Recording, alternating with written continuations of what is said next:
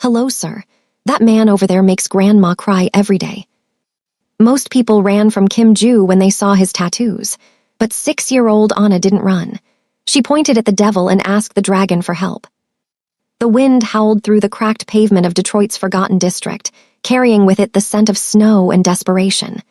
6-year-old Anna didn't shiver, even though her pink puffer jacket was 2 sizes too small. She stood like a statue, her small finger extended, pointing accusingly at the man screaming at her grandmother. Most people would have run. Most grown men would have looked away. But Anna looked up at the stranger crouching beside her, a man with ink crawling up his neck like dragon scales and eyes as cold as the ice on the ground. "He makes Grandma cry all day," she whispered, her voice cutting through the shouting in the background. "Make him stop." Kim Ju, the man who had buried empires and shattered bones for a living, looked from the little girl's trembling finger to the thug terrorizing the elderly woman. He didn't smile. He didn't speak. He just stood up. And for the first time in years, the devil decided to do God's work. "Hello, family. Where are you watching from? Drop your city in the comments so I can send you special regards. And also, hit the subscribe button to subscribe to this channel so as not to miss our daily videos. Now let's dive into the story." Ruth was tired. It was a bone-deep exhaustion that sleep couldn't fix, the kind that came from working double shifts at the diner just to pay rent for an apartment that had no heat. She loved her mother and her daughter, Anna, more than life itself, but love didn't pay the electric bill, and it certainly didn't keep the wolves at bay. The biggest wolf was Viper, a low-level slumlord who got his kicks from intimidating the elderly. Every day, Ruth left for work praying her mother wouldn't be on the street when she returned. She didn't know that today, the dynamic of their freezing neighborhood was about to shift. A predator from a much bigger jungle had moved into the building down the street. Kim Ju wasn't looking for trouble, he was looking for invisibility. But when a child demands justice, even a monster has to listen. The winter in this part of the city was unforgiving. It wasn't just the temperature, it was the grayness of it all. The sky was a flat sheet of slate, pressing down on the crumbling brick buildings. Kim Ju sat on the frozen steps of a stoop 3 houses down from his own hideout. He took a drag from a cigarette, the smoke curling up to mix with the visible vapor of his breath. He was wearing a white dress shirt, the sleeves rolled down to cover the intricate tapestry of tattoos that mapped his history of violence, but the collar couldn't hide the black ink creeping up his neck. He was trying to be invisible, a ghost in a machine that had spat him out. After the coup in Seoul, after his own brother had sold him out to the triads, Kim Ju had come here to wait, to heal, to plan his revenge. He flicked the ash, his dark eyes scanning the street. He hated this place. It smelled of poverty and defeat. "Hey." The voice was small, tiny really. Kim Ju didn't jump, but his muscles tightened instinctively. He looked down. Standing at the bottom of the steps was a child. She was a little black girl, wrapped in a puffy pink and black jacket that looked like it had seen better days. She wore a pink knitted beanie pulled low over her forehead. Her eyes were large, brown, and entirely unafraid. Kim Ju stared at her. Children usually avoided him. Dogs barked at him. He had an aura, a palpable weight of danger that hung around him like a heavy coat. "You have drawings on your neck," the girl said, stating a fact. Kim Ju took another drag, his expression stony. "Go home, kid." "I can't," she said. "The bad man is there." Kim Ju's eyes narrowed slightly. He didn't care about neighborhood squabbles. He had dismantled organized crime syndicates. He didn't deal with domestic disputes. He turned his head to look away, dismissing her.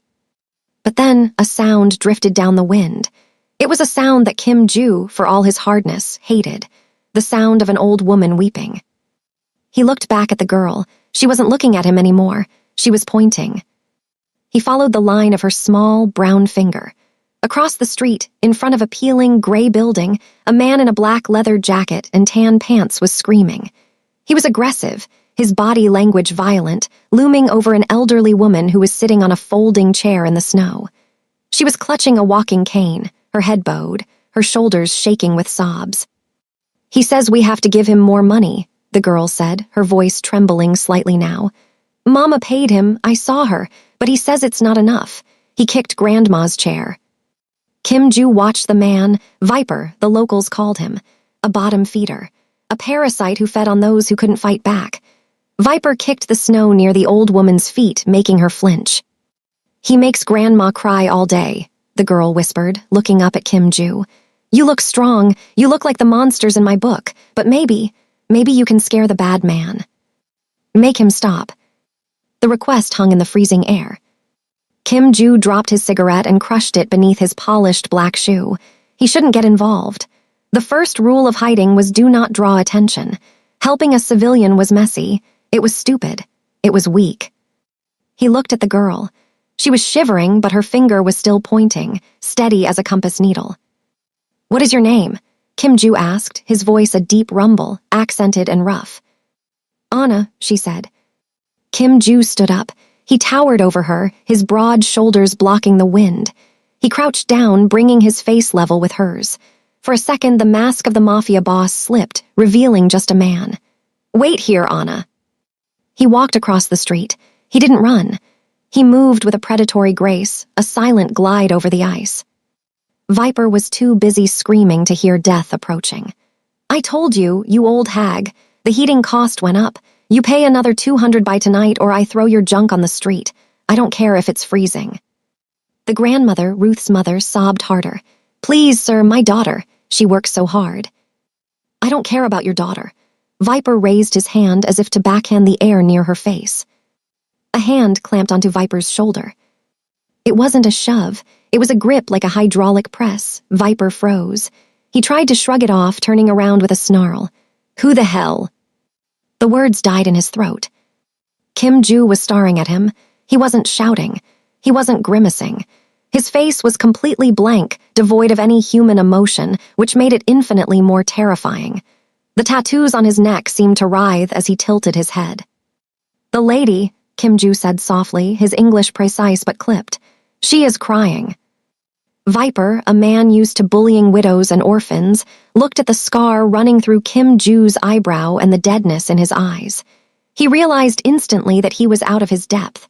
This wasn't a street fighter. This was a killer. "Look, man, this ain't your business," Viper stammered, trying to pull away. He couldn't move. Kim Ju's fingers were digging into his trapezius muscle, hitting a nerve that sent blinding pain down Viper's arm. "It is loud," Kim Ju continued, as if Viper hadn't spoken. "I do not like loud noises, and I do not like men who stand over women sitting in chairs." Kim Ju leaned in closer. "Apologize." "What?" Viper squeaked. Kim Ju squeezed. Viper's knees buckled. He dropped to the slushy pavement, forced down to the grandmother's eye level. "Apologize to the grandmother," Kim Ju commanded. "And if I hear you asking for money that has already been paid, I will remove your tongue so you can never ask for anything again. Do you understand?" Viper nodded frantically, tears of pain pricking his eyes. "I understand. I'm sorry. Ma'am, I'm sorry." Kim Ju released him. Viper scrambled back, crab-walking on the ice, looking terrified. "Go," Kim Ju said. Viper ran. He didn't look back. Kim Ju turned to the elderly woman. She was staring at him with wide, fearful eyes. She had seen violence before, but she had never seen violence controlled like that. "Thank you," she whispered, her voice shaking. Kim Ju didn't smile. He bowed, a sharp, formal Korean bow from the waist, showing respect to an elder. Then he turned and looked across the street. Anna was still standing there. She lowered her finger. A small, tentative smile broke across her face. Kim Ju turned up the collar of his coat against the wind and walked away, disappearing into the alleyway shadows before anyone else could see his face. Ruth's feet throbbed in rhythm with her heartbeat. The bus ride home was 45 minutes of stopping and starting, the air inside stale and smelling of wet wool. She shifted her weight, gripping the plastic handle of her grocery bag. Inside were 3 eggs, a loaf of discount bread, and a carton of milk. That was dinner. Her phone buzzed in her pocket. She ignored it. It was probably the electric company, or worse, Viper calling to harass her mother again. The thought of Viper made her stomach turn. He had been escalating lately. First, it was just late fees that didn't exist. Now it was threats of eviction. Ruth was a strong woman. She had raised Anna alone after her husband passed. She worked 6 days a week, and she never let Anna see her cry, but Viper was breaking her down. She felt powerless. She stepped off the bus, bracing herself against the biting wind. The streetlights flickered overhead, casting long, jumping shadows on the snow. As she turned the corner toward her apartment building, she clenched her jaw, preparing for the usual sight. Viper's truck parked on the curb, maybe him standing there smoking, waiting to make a comment about her body or demand cash. But the truck wasn't there. The street was quiet, unusually quiet. Ruth hurried to the front door of her building. She fumbled with her keys, her hands shaking from the cold. When she stepped into the lobby, she stopped dead in her tracks. The heat was on.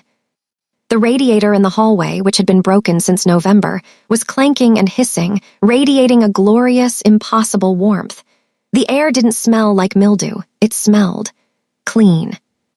"Mama," Ruth called out, rushing up the stairs to their second-floor unit. She burst through the door. "Mom, Anna."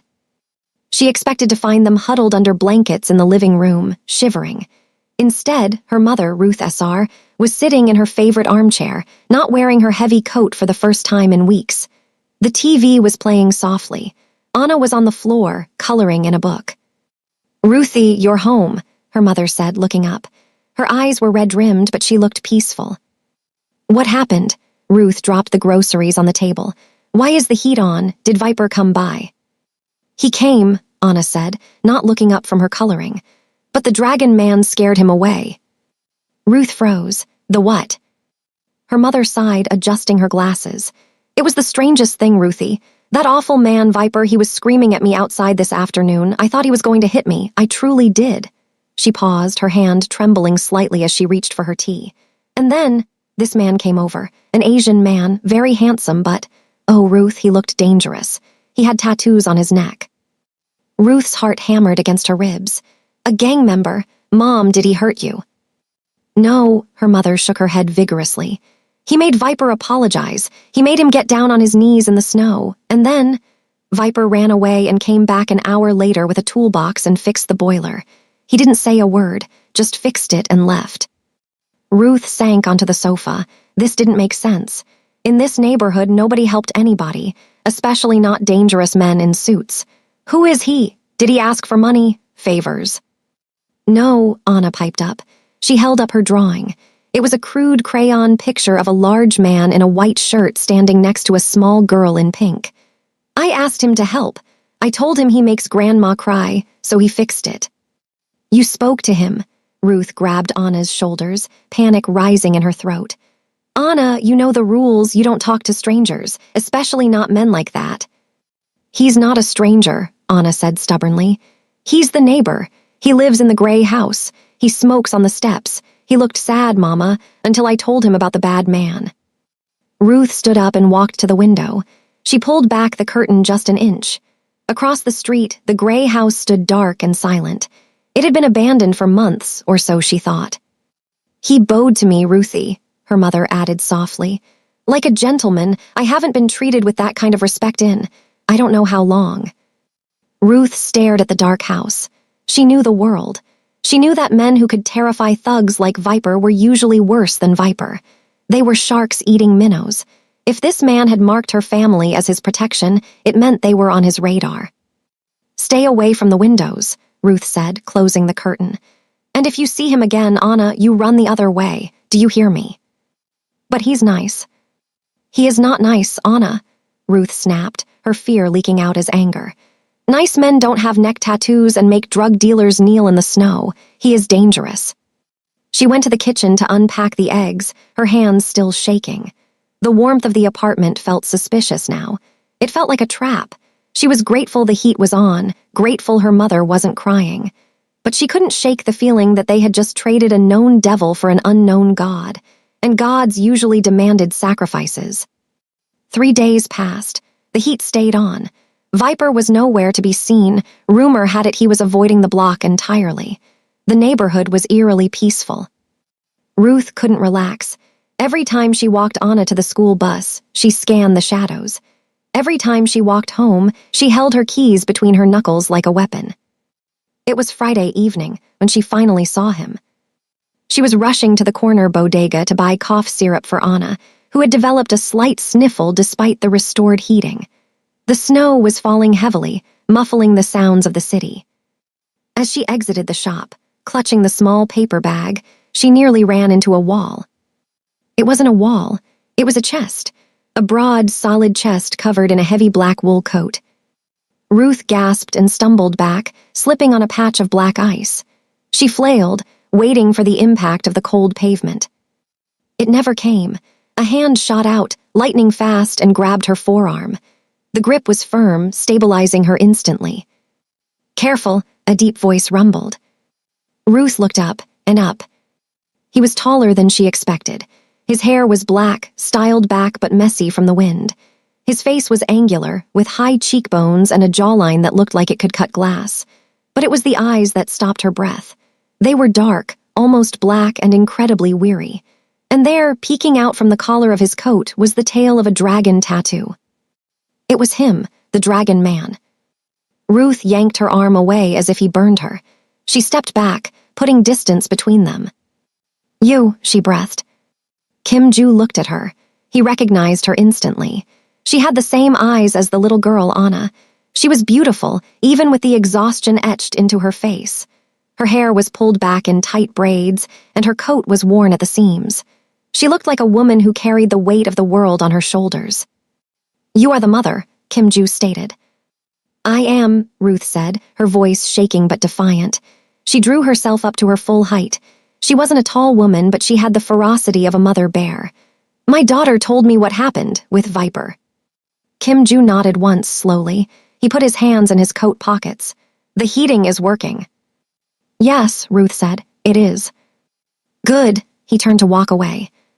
"Wait," Ruth called out. Kim Joo stopped and turned halfway back. Ruth struggled with the warring emotions inside her, gratitude and fear. "I appreciate what you did for my mother. No one has ever stood up for us like that. Thank you." Kim Joo watched her. He wasn't used to gratitude. He was used to fear and obedience. It was nothing. "But," Ruth continued, her voice hardening, "I also know what kind of men have ink like that. I know what kind of men make people like Viper disappear." Kim Joo's expression didn't change. "Do you?" "Yes," Ruth said, stepping closer, her finger pointing at him much like Anna's had. "I don't know why you're here or who you're hiding from, but Anna, she's just a baby.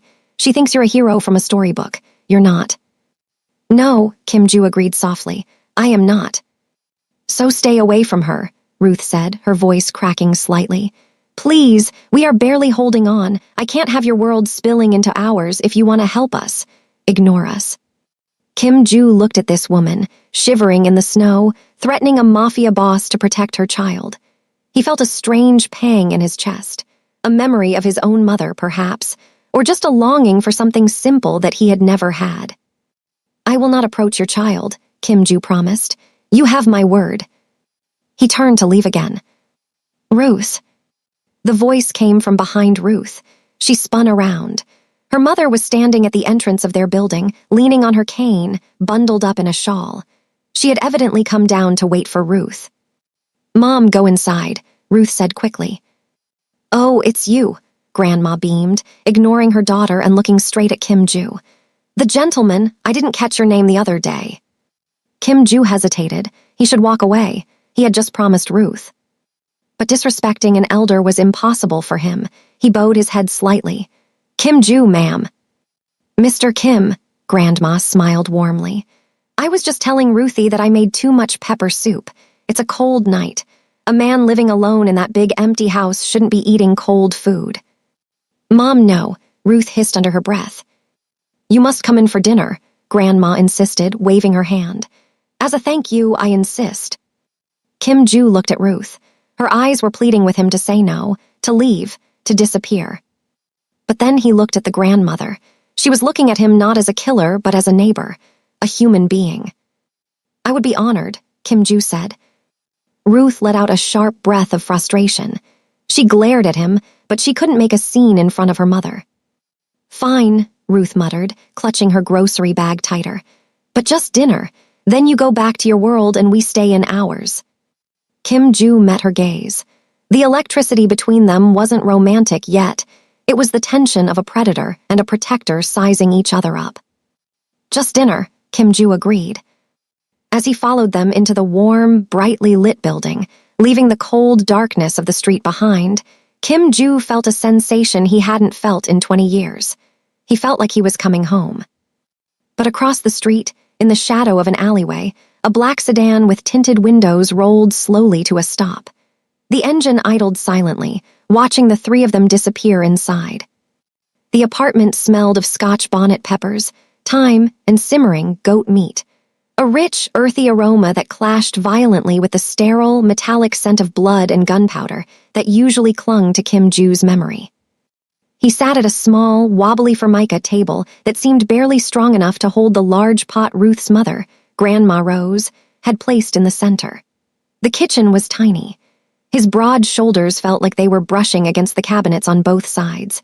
He felt absurdly oversized in the delicate, domestic space, a bull in a very cluttered china shop.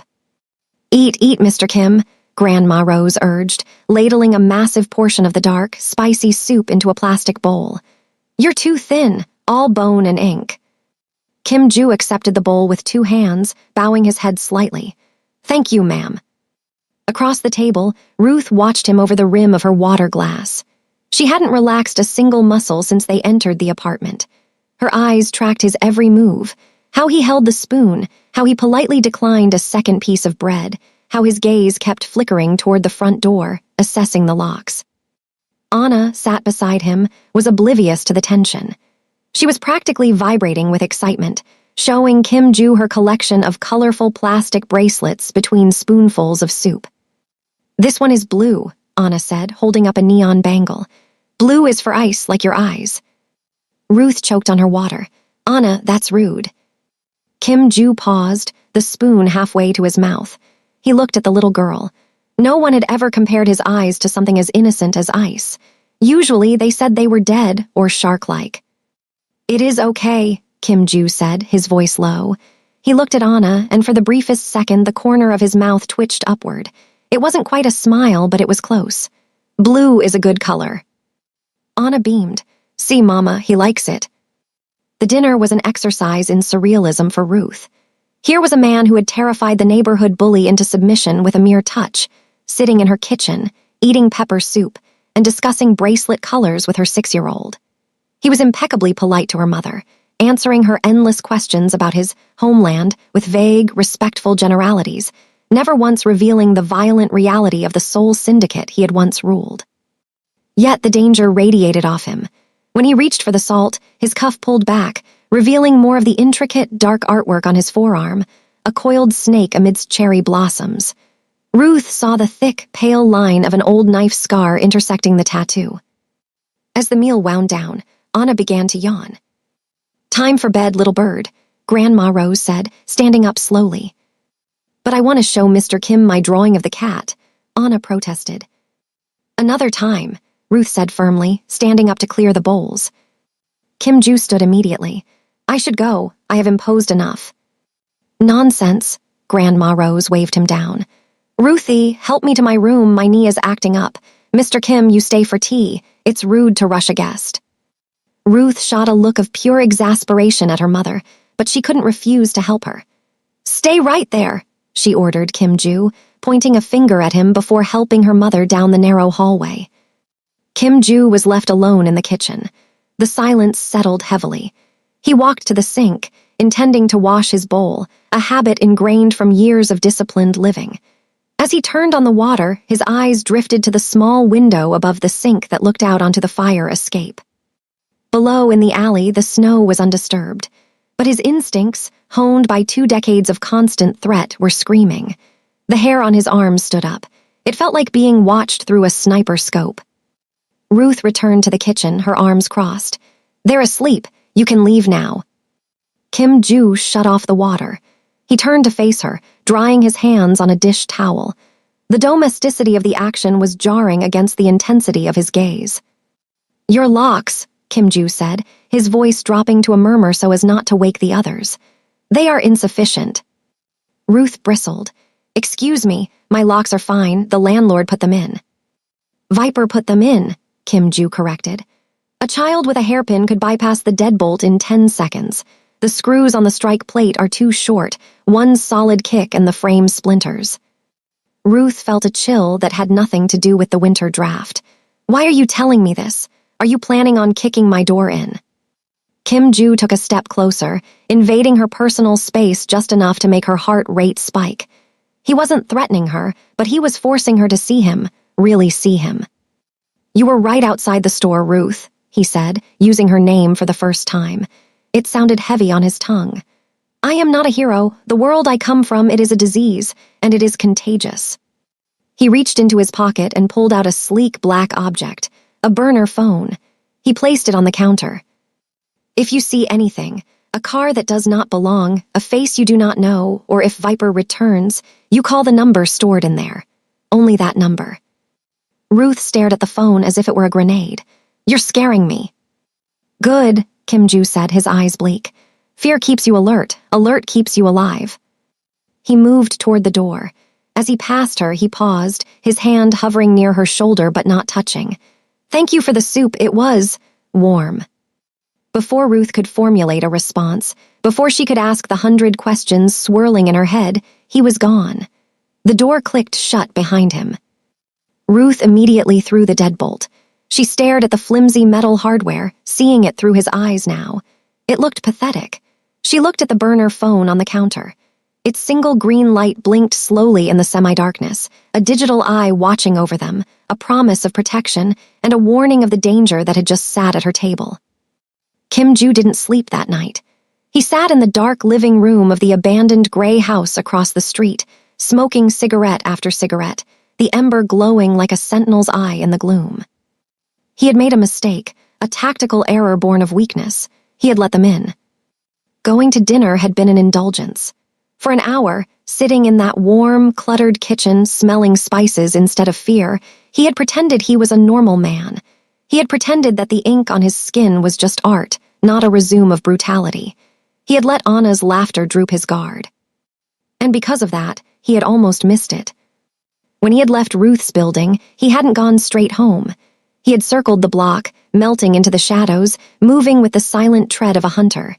He found the car parked 2 streets over, tucked behind an overflowing dumpster. It was a black sedan, nondescript, domestic make. To the untrained eye, it was just another car covered in city grime. To Kim Joo, it screamed surveillance. The windows were tinted too dark. The tires were high performance, out of place in this neighborhood of rusted-out beaters. He hadn't approached it. He didn't need to. He knew who sent it. Choi. His former lieutenant, the man who had smiled in his face while selling his location to the triads in Seoul. Choi was ambitious, cruel, and lacked the code of honor that Kim Joo still desperately clung to. If Choi was here, it meant he hadn't just come to kill Kim Joo. He had come to make an example of him. He would burn down everything Kim Joo touched before delivering the final blow. And tonight, Kim Joo had touched Ruth's family. As dawn broke, painting the gray sky with bruised purples and reds, Kim Joo made a decision. It was the only logical choice, the only moral choice. He began to pack. He didn't have much. A duffel bag of cash hidden under the floorboards, 2 spare magazines for his Glock 19, a passport with a different name. He moved efficiently, erasing his presence. He would leave the city today. He would draw Choi's wolves away from this street, lead them on a chase across state lines, and finish this somewhere far from pepper soup and blue bracelets. By 8:00 a.m., he was ready. He threw the duffel bag over his shoulder, turned up his collar, and stepped out onto the snowy porch. The cold air hit his face, sharp and clarifying. He looked across the street at Ruth's building. He needed to leave now before they woke up, before complications arose. Mr. Dragon. Kim Joo froze. He closed his eyes for a second, cursing the universe. Anna was standing on the sidewalk below, bundled in her snow gear, waiting for the school bus. Ruth was standing beside her, holding her hand tight. Anna waved frantically, her mittened hand a bright spot of color against the snow. Kim Joo slowly walked down the steps. He couldn't just ignore her. That would be cruel. He would say a quick, cold goodbye and leave. As he approached, Ruth pulled Anna slightly closer to her leg. Her eyes darted from his face to the heavy duffel bag on his shoulder. "You're leaving," Ruth said. It wasn't a question. Her voice was flat, guarded. Yes, Kim Ju said, not stopping, intending to walk past them toward the bus stop. It is time. Where are you going? Anna asked, her lower lip trembling. Are you coming back for dinner? Kim Ju stopped. He looked down at the child. Lying to adults was easy, lying to children felt like a sin. No, Anna, I have to go far away. Because of the bad men, Anna whispered. Kim Ju looked sharply at Ruth. She heard us talking last night, Ruth admitted quietly, her eyes anxious. She's smart. She knows something is wrong. They are not bad men, Anna, Kim Ju said, his voice strained. They are just men from my work, and I must go before my work follows me here. But who will scare Viper? Anna asked, a tear spilling over and tracking down her cold-reddened cheek. Who will make sure Grandma doesn't cry? The question hit Kim Ju harder than a physical blow. He looked at Ruth. Ruth was looking at him, and the fear he expected to see in her eyes wasn't there. Instead, there was a terrifying realization. You're running away, Ruth said, her voice low and furious. You brought this here, you put a target on our backs by walking into our home, and now you're just going to leave us to deal with the fallout. I am leaving to protect you, Kim Ju hissed, leaning in, his intense eyes bearing down on her.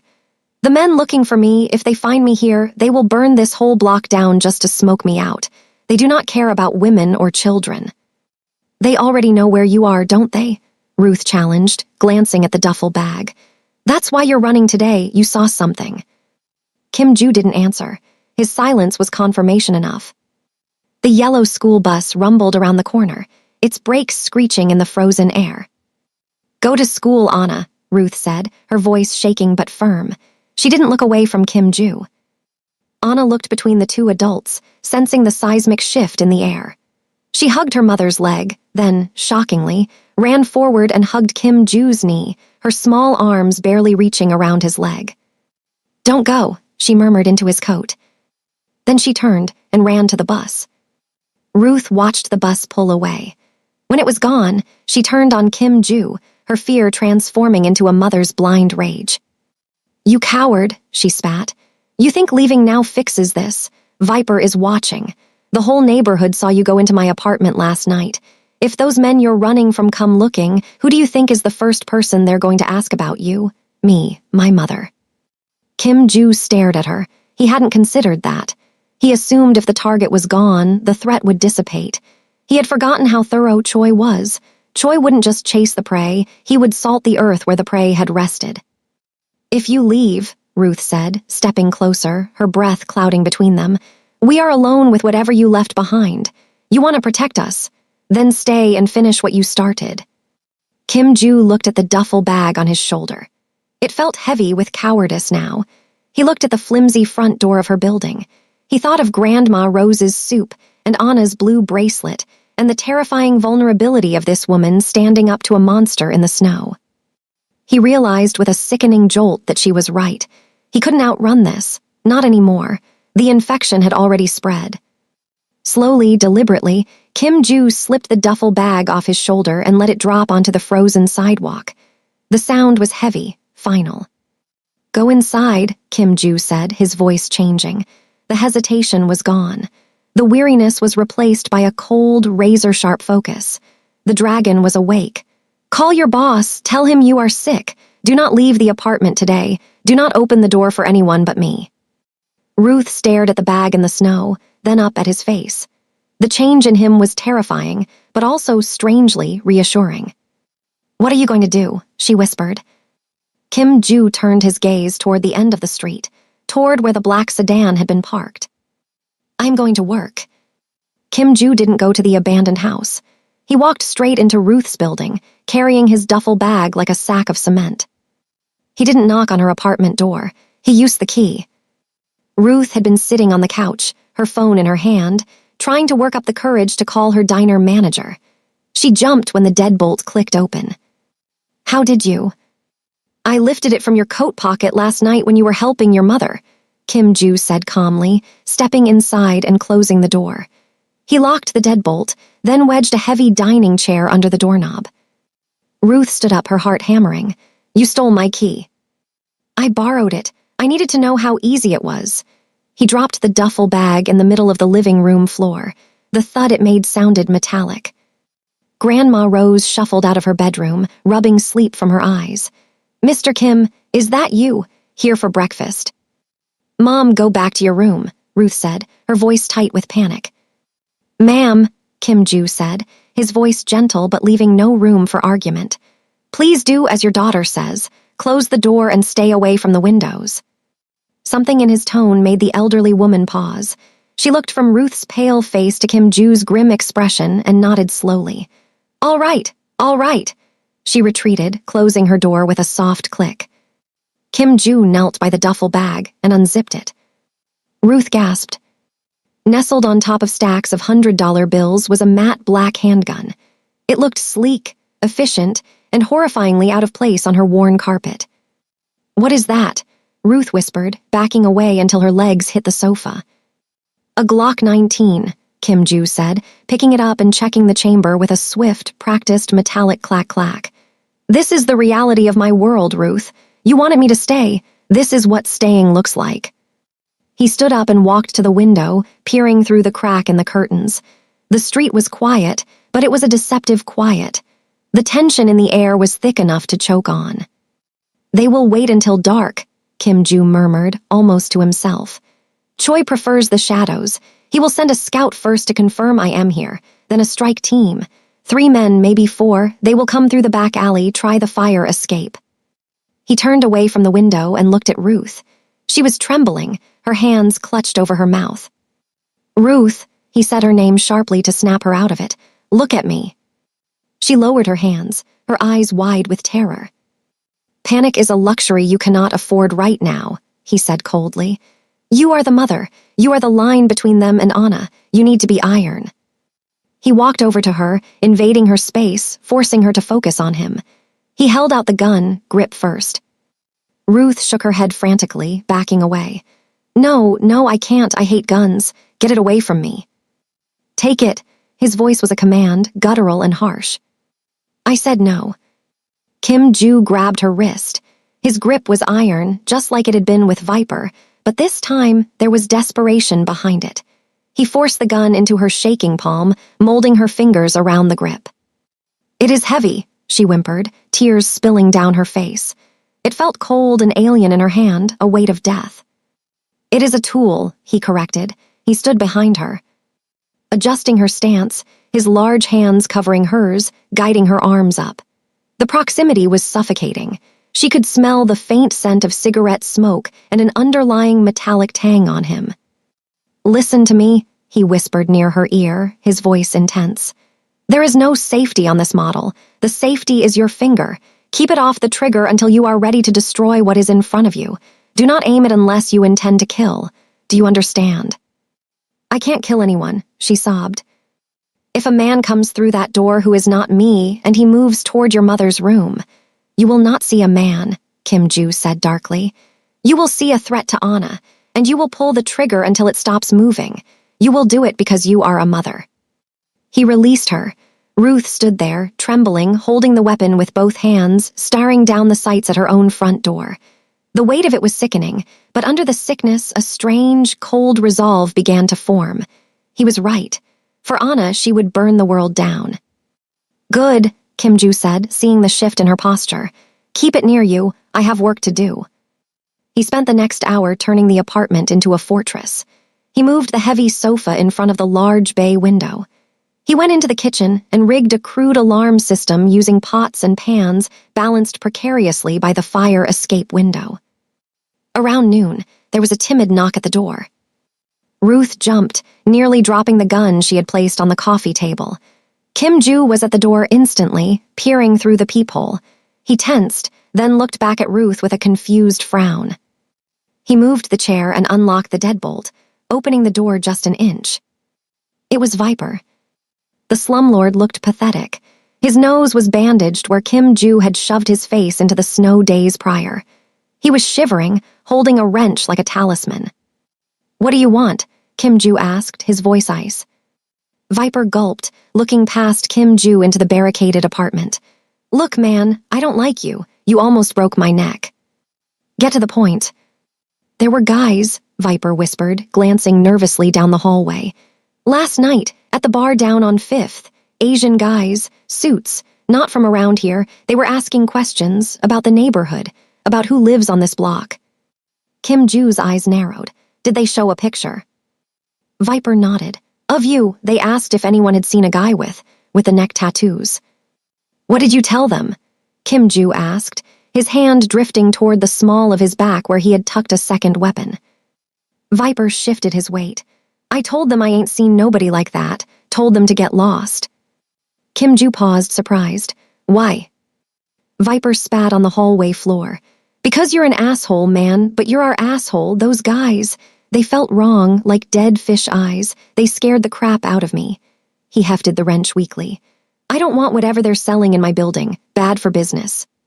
It was a twisted sort of loyalty, born of territory and fear, but it was loyalty nonetheless. Go to your basement apartment, Kim Ju said. Lock the door. If you hear shooting, stay down. Viper nodded frantically and bolted toward the stairs. Kim Ju closed the door and replaced the barricade. He turned to Ruth. They are asking questions, he said flatly. Tonight, it happens tonight. Ruth sat on the edge of the armchair, the gun resting on her lap. The morning light was fading, the shadows stretching long across the floor. The siege had begun. The darkness in the apartment was absolute, save for the thin sliver of amber street lamp light bleeding through the gap where the sofa didn't quite cover the bay window. The silence was heavy, a physical weight pressing against Ruth's chest. She sat on the floor with her back against her mother's bedroom door, the heavy Glock 19 resting on her knees. Her fingers were cramping from gripping it so tight. Kim Ju was a statue by the kitchen entry. He hadn't moved in 2 hours. He was listening to things Ruth couldn't hear, the settling of the building, the wind in the alley, the breathing of the city. Mama, Anna's voice came from inside the bedroom, small and sleepy. Hush, baby, Ruth whispered, her voice cracking. Go back to sleep. Clang crash. The sound of metal pots clattering to the floor in the kitchen shattered the silence like a bomb. Kim Ju moved before the sound even finished echoing. Kitchen window, he roared, abandoning stealth. The air exploded with noise. Glass shattered inward as a black-clad figure swung through the fire escape window, kicking the rigged pots aside. Kim Ju met him with a brutal shoulder charge, driving the intruder back against the refrigerator. The sickening crunch of bone against metal was audible across the room. Stay down, Kim Ju shouted at Ruth. Ruth scrambled backward, raising the gun with shaking hands. Her heart was hammering against her ribs like a trapped bird. 2 more men poured through the window. They were fast, efficient, moving like water. Kim Ju was a whirlwind of violence. He didn't fight like a brawler, he fought like a machine. He ducked under a swinging crowbar, grabbed the attacker's arm, and twisted it with a snap, sending the man howling to the floor. But there were too many of them. Front door, Kim Ju yelled, realizing the strategy too late. The kitchen assault was a distraction.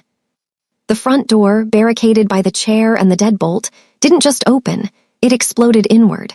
A heavy battering ram smashed the lock mechanism to splinters. The door swung wide, hitting the wall with a deafening thud. Ruth screamed, swinging the gun toward the doorway. A man in a tactical vest stepped in. He wasn't looking at Kim Ju, he was looking at the bedroom door. No, Ruth shrieked. She squeezed the trigger.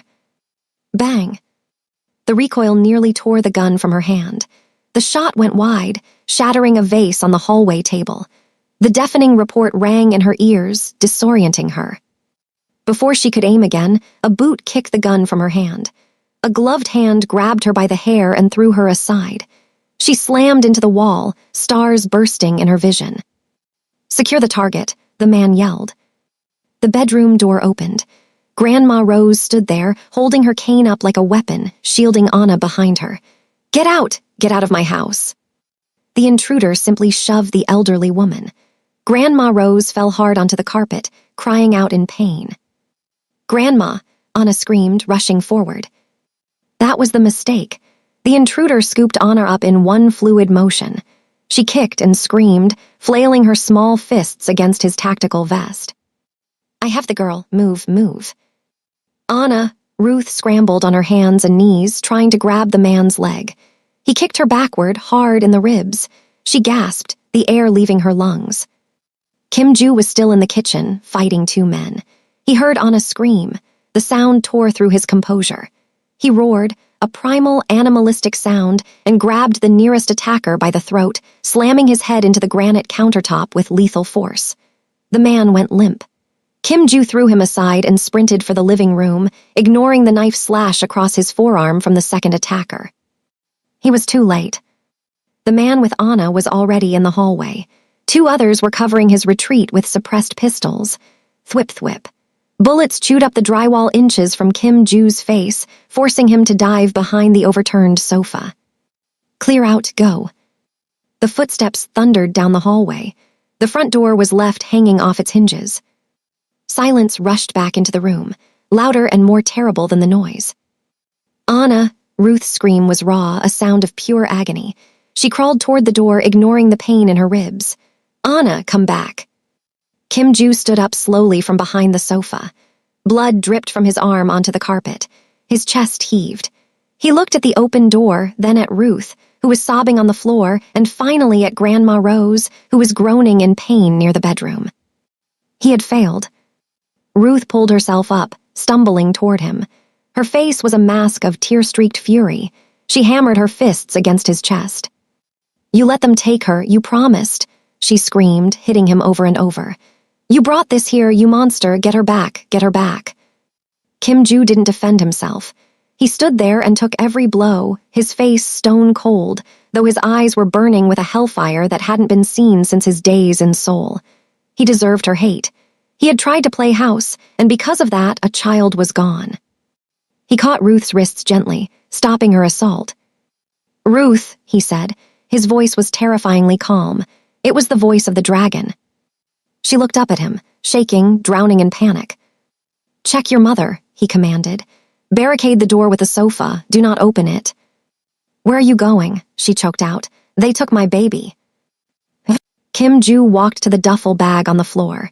He reached in and pulled out 2 extra magazines for his Glock, sliding them into his belt. He took a long, serrated knife and sheathed it at his waist. He walked to the door, stepping over the debris of the shattered lock. He turned back to look at her one last time.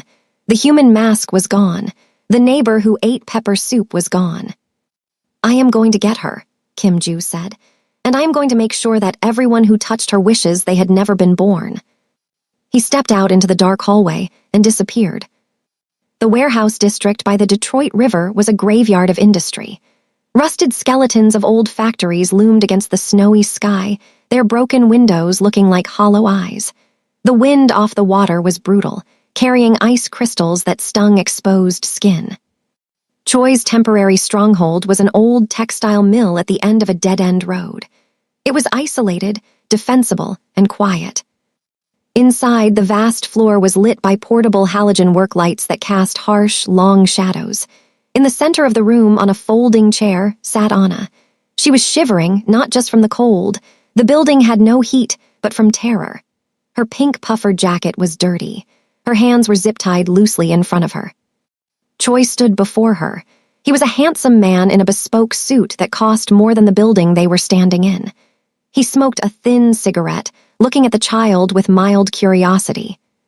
So, Choi said in Korean, then switched to heavily accented English. You are the pet the dragon adopted. Cute. Anna didn't answer. She bit her lip, remembering what her mama always told her, be brave. She looked around. There were 6 men guarding the perimeter, all armed with automatic rifles.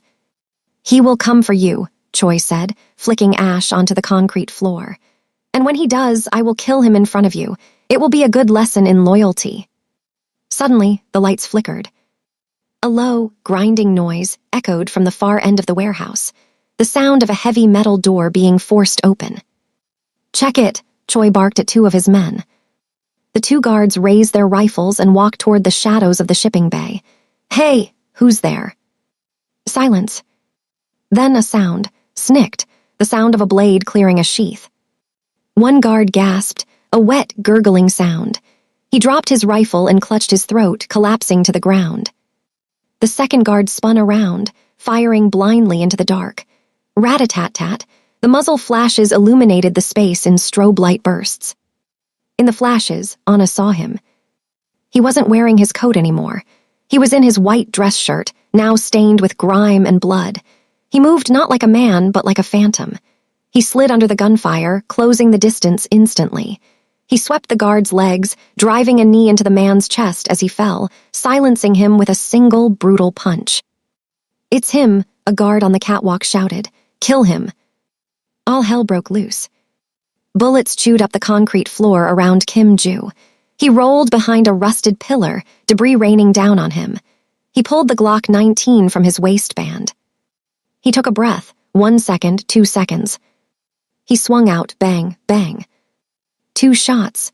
2 bodies dropped from the catwalk, landing with heavy thuds on the floor below. Kim Ju began to move forward. He was a force of nature. He didn't run, he advanced. He moved from cover to cover, returning fire with terrifying precision. He wasn't shooting to suppress, he was shooting to terminate. Choi grabbed Anna by the collar of her jacket, hauling her up. He pulled a silver pistol and pressed it to her temple. "Stop," Choi screamed, "or I paint the floor with her." Kim Ju froze. He was 10 meters away, standing in the open, his chest heaving. His white shirt was torn at the shoulder, revealing the dragon tattoo that wrapped over his deltoid. Blood from a graze on his cheek ran down his neck, mingling with the ink.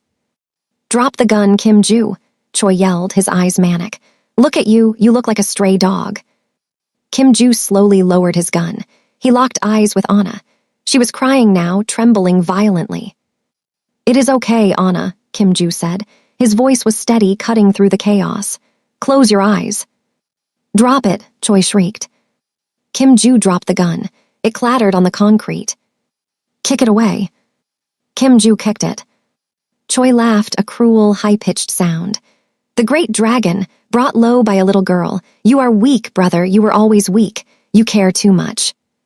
"I am not your brother," Kim Ju said softly, "and I am not weak." Kim Ju's eyes flicked to the side. He had memorized the layout of the room in the seconds he entered. There was a rusted chain hanging from a ceiling hoist, dangling just a few feet behind Choi's head. "Say goodbye," Choi sneered, cocking the hammer of his pistol. "Anna," Kim Ju shouted, "duck." Anna didn't hesitate. She dropped her weight, going limp and falling toward the floor, dragging Choi's arm down with her. In that split second, Kim Ju didn't lunge for Choi. He lunged for a heavy iron lever on the wall next to him, the release for the overhead crane. He yanked it down with all his weight. The rusted chain behind Choi swung violently as the brake released. The heavy steel hook at the end of it slammed into the back of Choi's head with a sickening crack. Choi crumpled forward, unconscious before he hit the ground. Kim Ju was there in an instant. He kicked Choi's gun away and scooped Anna up into his arms. "I got you," he whispered into her hair, hugging her tight against his blood-soaked chest. "I got you." Anna clung to him, burying her face in his neck. "I knew you'd come. I told him. I told him the dragon would come." Kim Ju looked down at Choi, who was groaning on the floor. The police sirens were wailing in the distance. Ruth must have finally called them, ignoring his orders.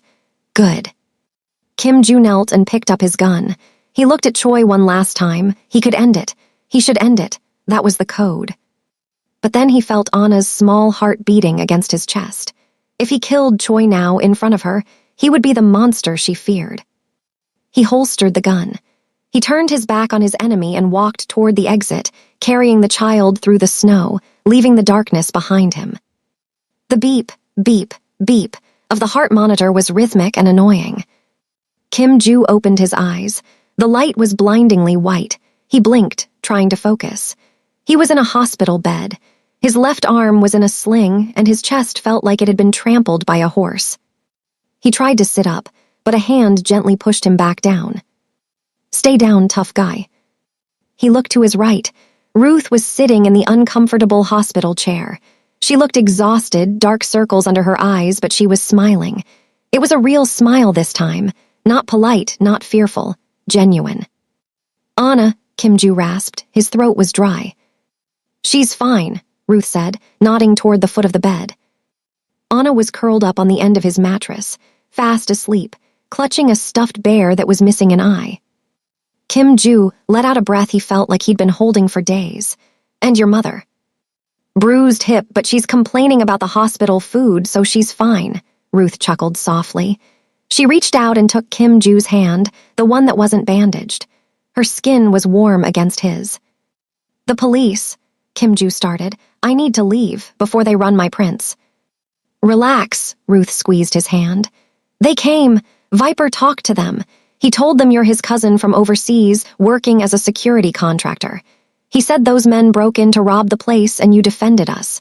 The police bought it, mostly because they didn't want to do the paperwork on a gang war. Kim Ju stared at the ceiling. Viper covered for me. He seems to think you're the new sheriff in town, Ruth laughed. He's terrified of you, but he likes having a protector on the block. Kim Ju was silent for a moment. I cannot go back there, Ruth. It is not safe for you. Choi is in custody, but others will come. I have to go. Ruth's face fell. She looked at Anna sleeping at his feet. You're running again. I have money, Kim Ju said urgently. Hidden away, enough to set you up somewhere safe. A house in the suburbs, good schools for Anna. I will give it all to you, but I must leave. Ruth stood up. She walked to the window and looked out at the parking lot. You know, when you walked out that door to get her, I hated you, but when you walked back in carrying her, covered in blood, shivering. She turned to face him. You didn't look like a monster, Kim Ju. You looked like a father. She walked back to the bed and leaned over him. We don't want your money if it means you leave.